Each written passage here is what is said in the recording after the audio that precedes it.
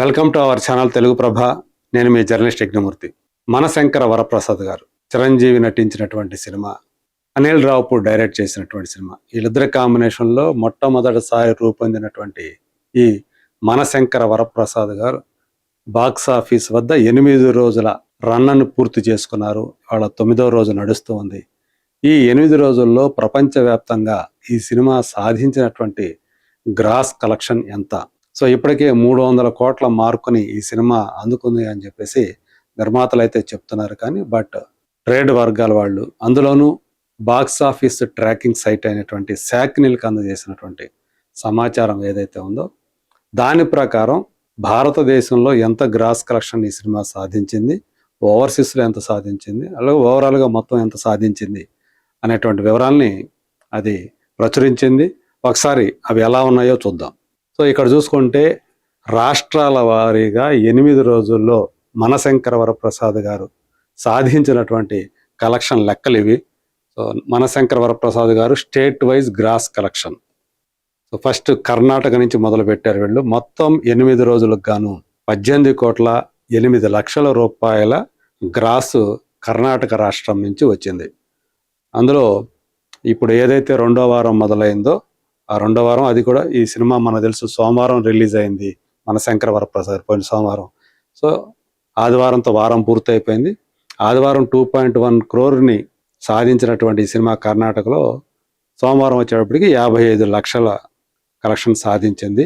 తర్వాత ఏపీ, తెలంగాణ, ఆంధ్రప్రదేశ్, తెలంగాణలో 8 రోజులకు వచ్చేటప్పటికి ఈ సినిమా ఏకంగా 172,75,00,000 రూపాయల గ్రాస్ని కలెక్ట్ చేసింది అని చెప్పేసి ఇక్కడ మనకి లెక్కలు చెప్తూ ఉన్నాయి. నిన్న 8.75 crore గ్రాస్ వచ్చింది 2 తెలుగు రాష్ట్రాల నుంచి అని చెప్పేసి ఈ సైట్ తెలియజేస్తోంది.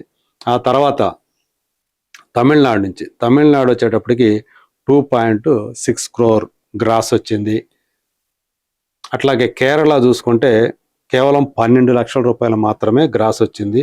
ఇక మిగతా అంటే నార్త్ బెల్ట్ వచ్చేటప్పటికి 3.55 crore గ్రాస్ వచ్చింది. వెరసి టోటల్గా 197,10,00,000 రూపాయల గ్రాసు ఈ 8 రోజుల్లో వచ్చింది భారతదేశ వ్యాప్తంగా అని చెప్పేసి ఇది చెప్తున్నటువంటి విషయం. మరి మిగతా ఏరియాలో ఎలా ఉంది అది కూడా చూద్దాం.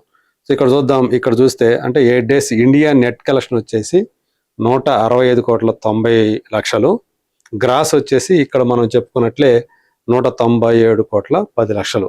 ఇక ఓవర్సీస్లో వచ్చిన గ్రాస్ కలెక్షన్ 36,15,00,000 అని చెప్పేసి చెప్తున్నారు. మొత్తంగా చూసుకుంటే వరల్డ్ వైడ్ 8 రోజుల్లో మనశంకర వరప్రసాద్ గారు సాధించింది 233,25,00,000 రూపాయలు అని చెప్పేసి ఈ సైట్ తెలియజేస్తున్నటువంటి విషయం శాక్నిల్కు.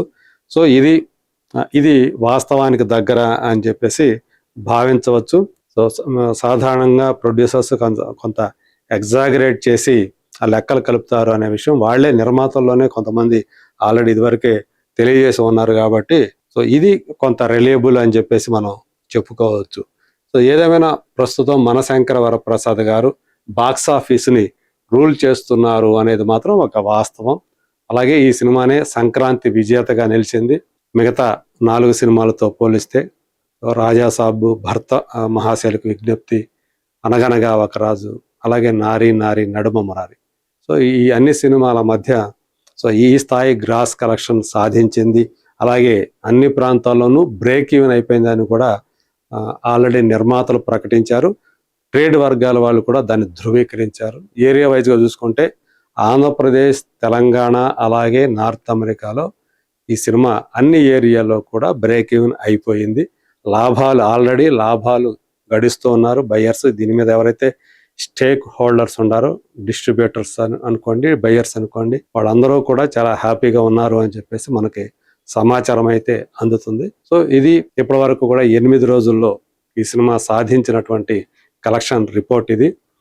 రాబోయే రోజుల్లో సో ఇప్పుడు ఎటు తిరిగి వీక్ డేస్ కాబట్టి ఈ వీక్ డేస్లో కలెక్షన్లు డ్రాప్ అవటం అనేది అత్యంత సహజం. ఈ సినిమా కూడా దానికి ఎక్సెప్షన్ కాదు. కానీ మండే టెస్ట్ని మనశంకర వరప్రసాద్ గారు పాస్ అయ్యారు అని చెప్పేసి ట్రేడ్ వర్గాల వాళ్ళు చెప్తున్నటువంటి విషయం. వీక్ డేస్లో ఎంత సాధిస్తుంది ఏంటి అనేది మళ్ళీ చెప్పుకుందాం. తర్వాత వచ్చేటువంటి ఈ వీకెండ్ ఏదైతే ఉందో ఆ వీకెండ్ కూడా ఈ సినిమా మరింత కలెక్షన్లు రాబట్టే అవకాశం ఉంది. ఎందుకంటే ఈ వారం కొత్త సినిమాలు ఏవి కూడా మార్కెట్లో విడుదల అవ్వట్లేదు.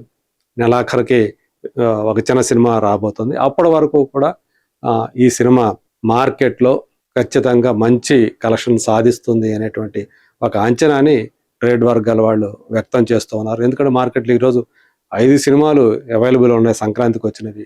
సో వాటిల్లో 4 సినిమాలకి మంచి టాకే వచ్చింది. యావరేజ్ నుంచి సూపర్ హిట్ టాక్ వచ్చింది. కేవలం రాజా సాబ్ సినిమాకి మాత్రమే డిజాస్టర్ టాక్ అనేది వచ్చింది. అయినప్పటికీ కూడా ఆ సినిమా మోర్ దాన్ 55% అది రికవరీ సాధించింది అని చెప్పేసి మనకు తెలుస్తూ ఉంది. సో చూద్దాం రాబోయే రోజుల్లో మనశంకర వరప్రసాద్ గారు సాధించేటువంటి కలెక్షన్లు ఏ కొత్త రికార్డులకి చేరువవుతాయో లేకపోతే కొత్త రికార్డుని సృష్టిస్తుందో చూద్దాం. అంతవరకు let us wait and see.